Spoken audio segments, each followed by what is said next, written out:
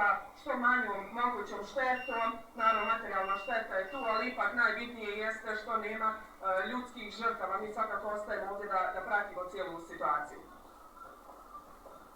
Hvala, mnogo čuli ste izveštaj naše reporterke iz Sarajeva, gde je također ovog jutra izbio jedan veliki požar. Što se tiče onog u bloku 70, za N1 je načelnik sektora za vanredne situacije potvrdio da je taj požar lokalizovan. Naravno, kako i ranije najavljeno, ekipe ostaju na terenu. Mi nastavljamo sa našom temom jutra.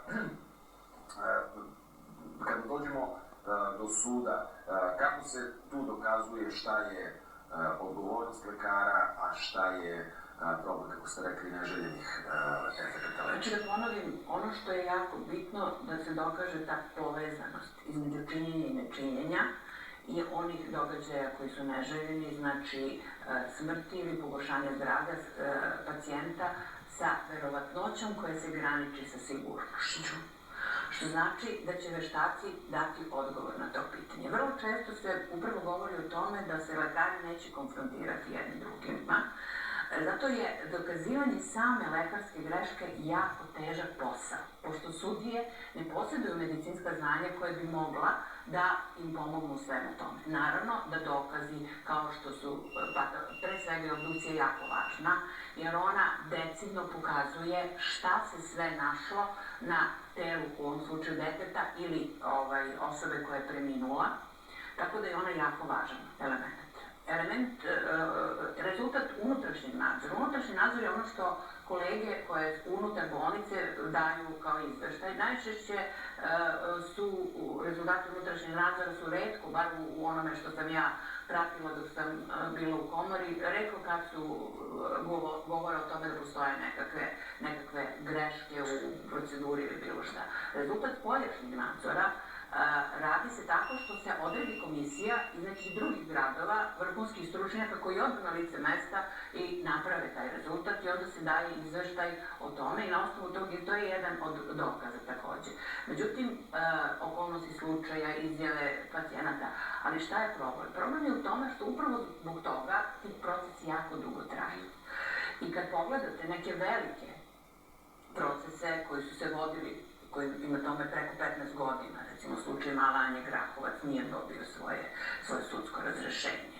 Slučaj Jelice Panjić također nije dobio, to je ona ženica koja je umrla od banalne operacije koja se zove konizacija.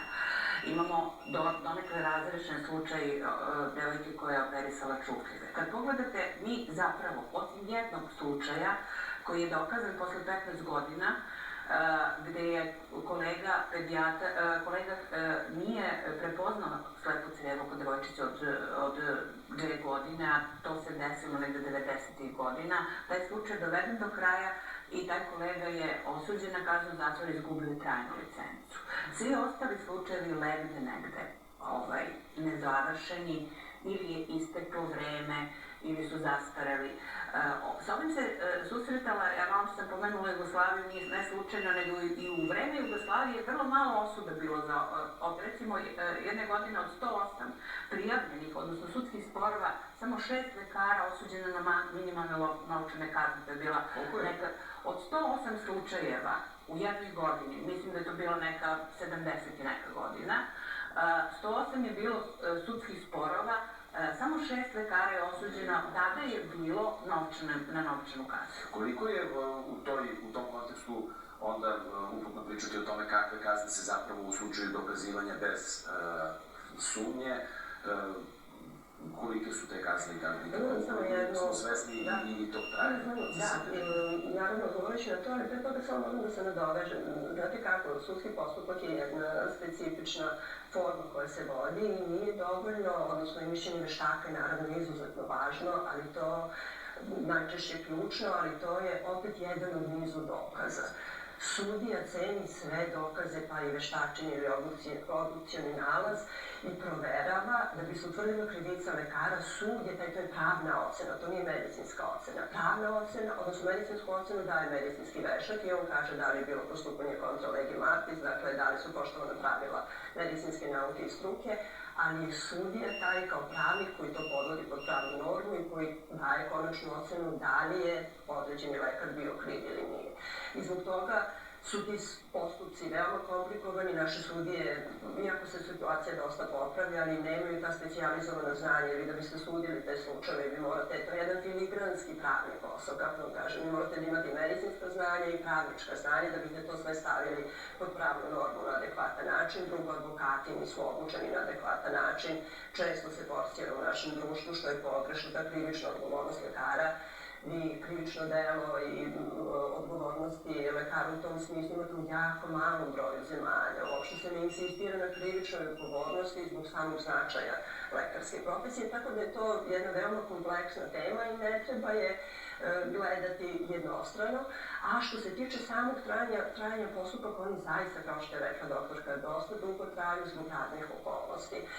Neke od njih sam i sada navela, ali to je, nažalost, i nemogućnost da se nađu adekvatno, da se prikupi medicinska dokumentacija, to su brojne procesno-pravne začkoljice i problemi na koje nailazi oštećena strana, dakle pacijent kao oštećeni ne može da dobije medicinsku dokumentaciju iz zdravstvenih ustanova, dakle teret dokazivanja dalje je veoma težak jer on kao pravno medicinski neuka strana ili njegov advokat ne mogu da znaju sve te finese i značaj određenih medicinskih intervencija i dalje menjaju se lekari, nastupa zastarelost. Dakle, puno je okolnosti koje mogu da utiču da dođe do toga, da zastari postupak ili neadekvatno vođenje od strane advokata. To su takođe situacije kojima su svedočile naše sudije gde oni nemaju mogućnost da pomognu oštećenoj strani obzirom da advokati ne vode postupak na adekvatan način. Dakle, veoma su specifični slučajevi koji zahtevaju posebno specijalizovano znanje sudija koji sude te postupke. I uključenost u ceo postupak. Pomenuli smo procedure, protokole, da ih tako možda pojednostavljeno nazovem. Postoji li pravilo u kom se periodu oni sagledavaju, reviduju, obnavljaju i tako dalje?